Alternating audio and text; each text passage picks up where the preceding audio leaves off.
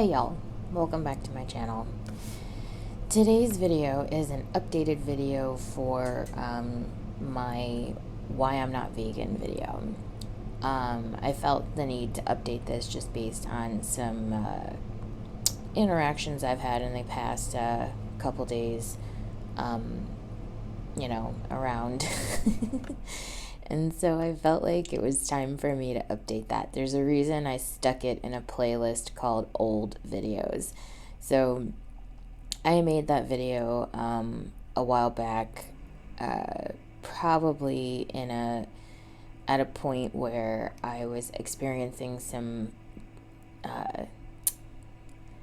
intestinal issues when it came to being plant-based, which is not uncommon, especially if you kind of have a history of that sort of thing, or if you're not used to eating plant-based and you transition quickly, or, a plethora of other things.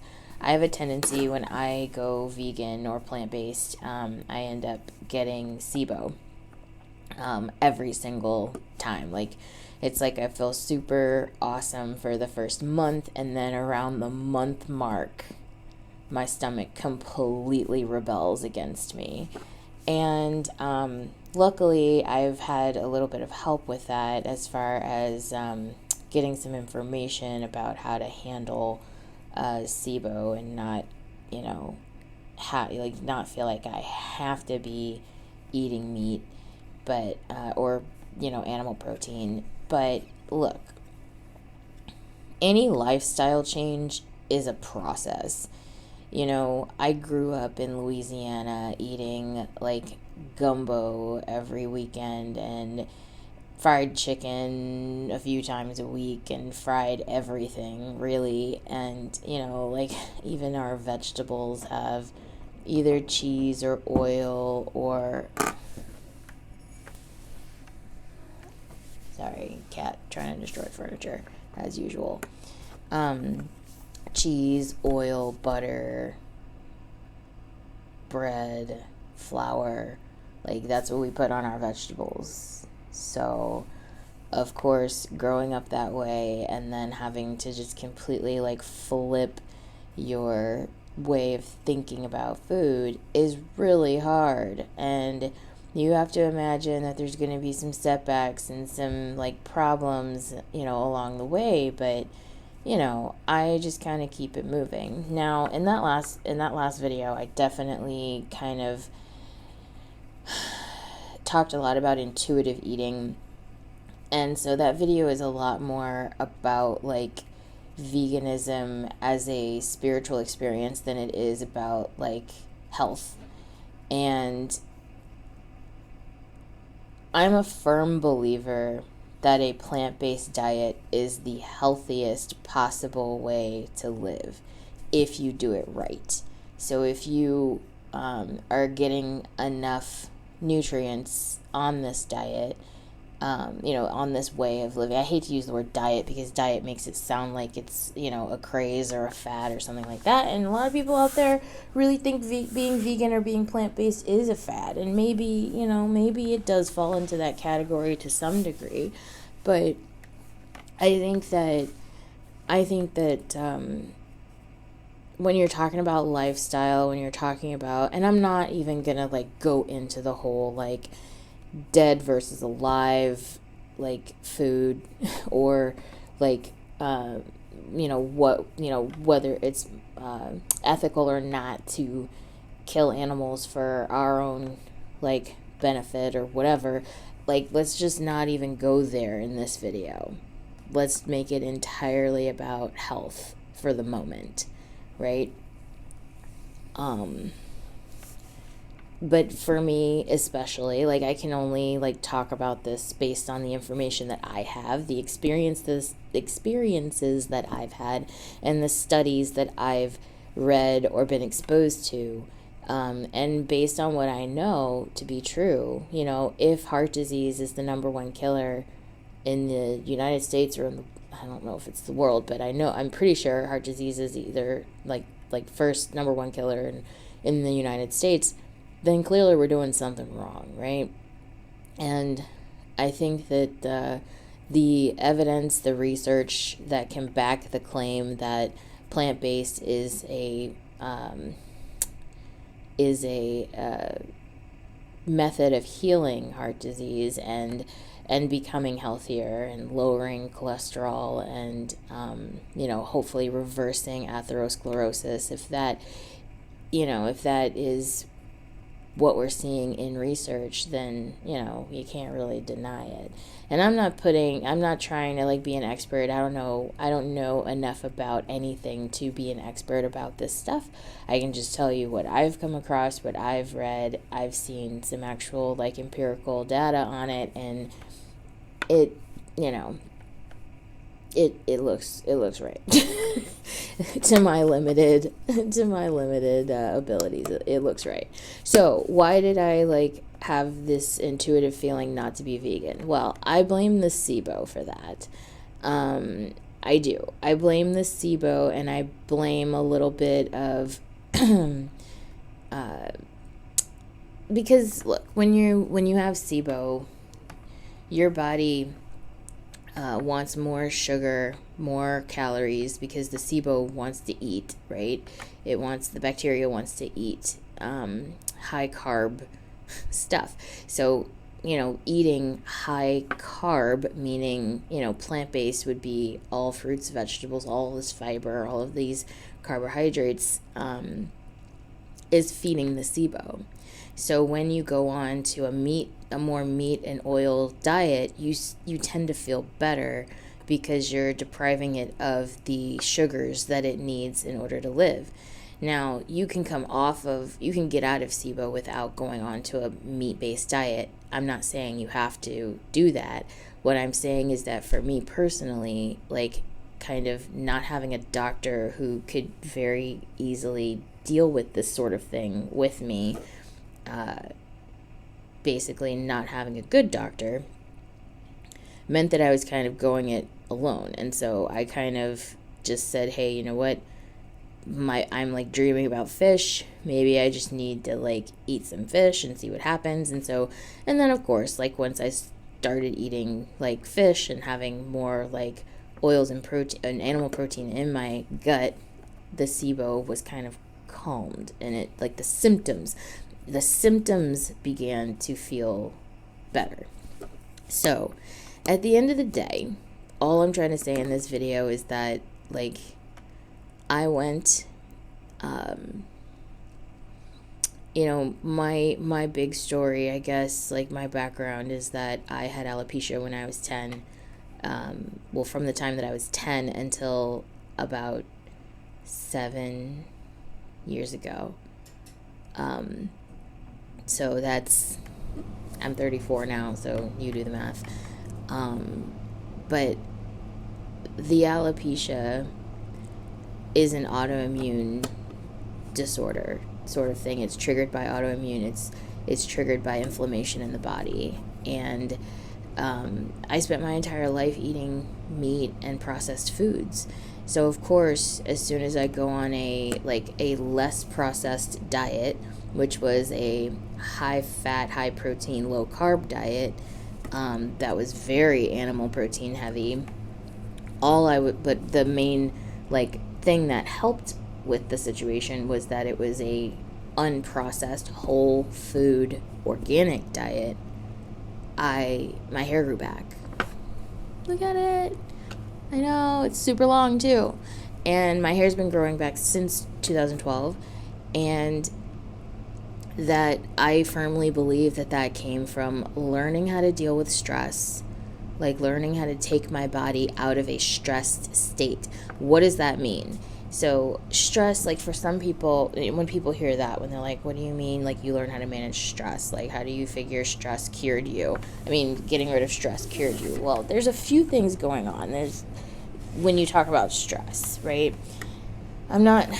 Stress 110% has a physical effect on your body. So like mental stress is one aspect of stress, but you also have physical stress, and physical stress can come from your adrenal glands not working properly and producing way too much cortisol, It can come from, and that's caused by something else. You can see it in inflammation, like your body has a stress response to either trauma or a stress response to food or pathogens or allergens that you never had before. Like these are the things that happen when you learn that you have an autoimmune disorder. You realize that like some stuff that you never thought you would have a problem with, suddenly you're like, oh, geez, I'm allergic to that. Why am I allergic to that? Well, it's just that your body's like super inflamed and pissed at you for eating shit, and now you are having a stress response. So what ended up happening was that by lowering the amount of like inorganic food or like non-organic food, I guess inorganic is not the right word, but non-organic food, lowering the processed foods, lowering the like amount of chemicals that had to be processed in my body, like taking those out of the equation, and then focusing on eating more fruits and vegetables than I used to, started to heal me, and it started to bring down my inflammation. So bringing down the oxidative stress in my body reduced the inflammation, reduced the stress response that my body would have on a regular basis, and that totally, I believe wholeheartedly, is why my alopecia has reduced. There was also a lot of meditation involved. There was a lot of yoga, like a lot of yoga, so much yoga. And at the time, I think I was doing yoga like 3 or 4 times a week, and then it went to like every day, sometimes twice a day. I was doing a lot of yoga. And then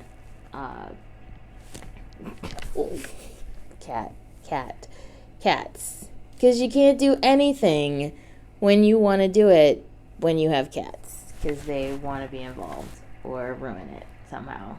Please stop coming over here. Over here. There we go. So anyway, so we have mental stress, physical stress, and when you start to manage those two things, with diet, food, with food and how you eat and how you manage your like mental stress as far as like meditation, that sort of thing. Exercise is another way to help with physical and mental stress. And so those are the things that I did that kind of like kicked me into this remission that has been going on for 7 years. So what am I saying, right, about veganism? I'm saying that when I eat plant-based, I feel the best when it comes to inflammation in my body and my hair, seeming to be its healthiest and happiest. My scalp is healthy and happy when I make sure that I eat the right nutrients in the right way. And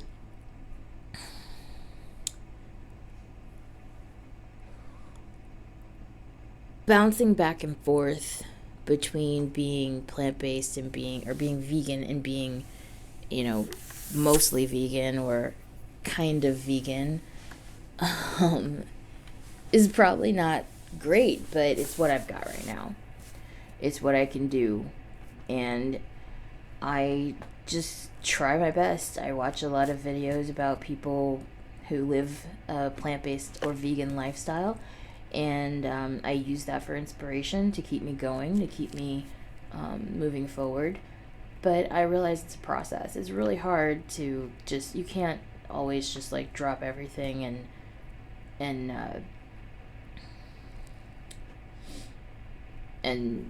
change the way you lived your life for the last like 30 years. It's a little bit hard to do that. So I try. But on the spiritual side, and that's what my last video was about, on the spiritual side, a lot of people like, oh my god, I hate this. I hate talking about this so much because it just makes me laugh that people think that they can give absolute advice when it comes to spirituality, and there's just no such thing. There just is no such thing as absolute 100% correct spiritual advice. There's no such thing. So there are lots of people out there who believe that being vegan is good for spirituality. Like, it helps you like clear the mind and come into a more conscious state. And my response to that is this: there are a lot of different ways to trigger a spiritual experience, or to trigger a more conscious state. Everybody's on a different part of their journey. So for some people, like, being vegan or vegetarian has been a way for them to experience a higher consciousness or a higher conscious state. And so if that's their thing, that's their thing, right? But we don't all have the same trigger. We don't all have the same, like, we're not all on the same part of the journey, right? That's why, like, I'll never tell somebody, like, don't ever do ayahuasca, don't ever, like, take drugs or whatever. I won't say that, because I'm not on your journey. You're on your journey. You know what to do or not do. And so for a while, being vegan was really important to me in that regard. And it is still important to me, for sure. Like I said, I wasn't going to go into the whole ethical part. That's the part that probably gets to me the most at this point. For a while, it was health. Now I want it for the ethical part, for the fact that I recognize that we are all connected in this life, and that all the beings that we share the earth with are part of us. And so I would rather not eat them, but that, the same is true for plants. They're beings as well, and we eat them. I try to express a sense of gratitude over whatever it is I'm eating, no matter whether it's alive or dead or killed for, killed or, harvested or whatnot. It's the best. We all just do the best we can do, and we all just strive to be better. It's all human beings can do in this life, but best and better are perceptions, and who's to say where the line is drawn between good, better, and best? You get to decide that. You do. It's your reality. You figure it out. So yeah, that's about it. It's a long enough video, I think. And yeah, let me know what you think in the comments, I suppose. I'm not really gonna entertain too many like negative comments or self-righteous vegans out there. I'm not really going to entertain any of that. Be respectful, teach each other in a respectful way. If you believe that you have information that is beneficial to other people or to me, we're all open to that. I'm open to that, but do it in a respectful way. So enjoy your Saturday. Bye.